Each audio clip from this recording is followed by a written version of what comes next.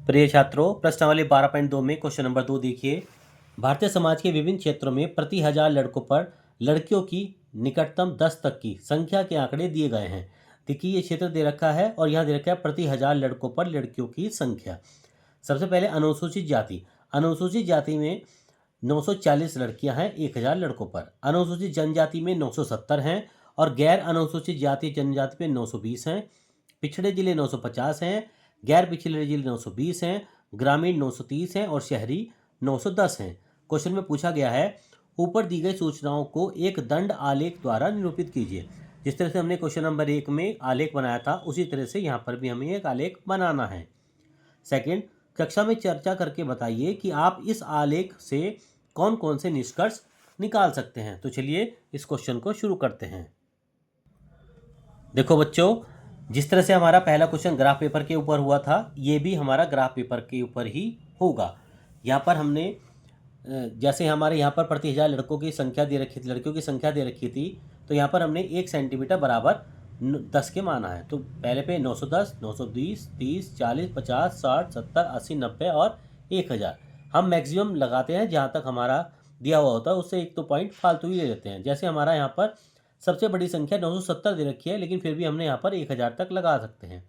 आप यहाँ पर 980, 990 तक भी छोड़ सकते हैं, आपके ऊपर डिपेंड करता है। अब देखिए, ये तो हो गई हमारी लड़कियों की संख्या और ये हो गए हमारे नीचे वाले, हम मान सकते हैं क्षेत्र। कौन कौन से क्षेत्र? जैसे पहला दे रखा था हमारा अनुसूचित जाति। अनुसूचित जाति में लड़कियों की संख्या दे रखी है 940।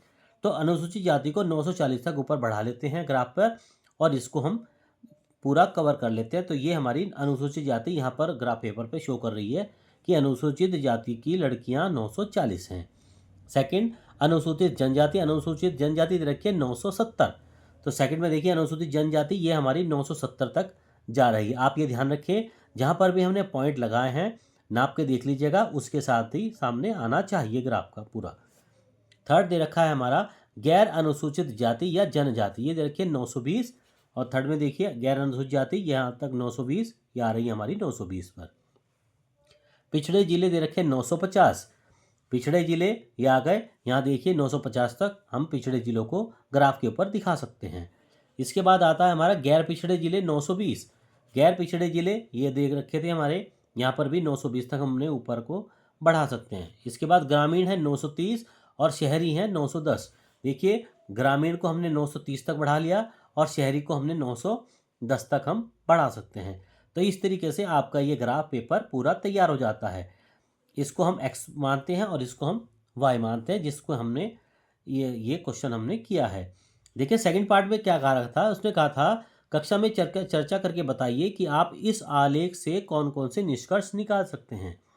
देखिए, इस आलेख से हमने जो निष्कर्ष निकाला वो हमें यहाँ देखकर ही पता लग सकता है। जैसे शहरी क्षेत्र में प्रति हजार लड़कों से लड़कियों का अनुपात अधिक है। शहर में जो है देखिए 910 आ रही हैं लड़कियां, जबकि 1000 लड़कों पर 910 है, यानी कि लड़कियों का अनुपात लड़कों की अपेक्षा अधिक है। यानी शहरी क्षेत्र में प्रति हजार लड़कों से लड़कियों का अनुपात अधिक है। और अनुसूचित जाति में प्रति हजार लड़कों से लड़कियों का अनुपात कम है। ठीक है बच्चों, तो अनुसूचित जाति में प्रति हजार लड़कों से लड़कियों का अनुपात कम है। तो ये आपका प्रश्न नंबर 2 का आज पूरा ग्राफ हो गया।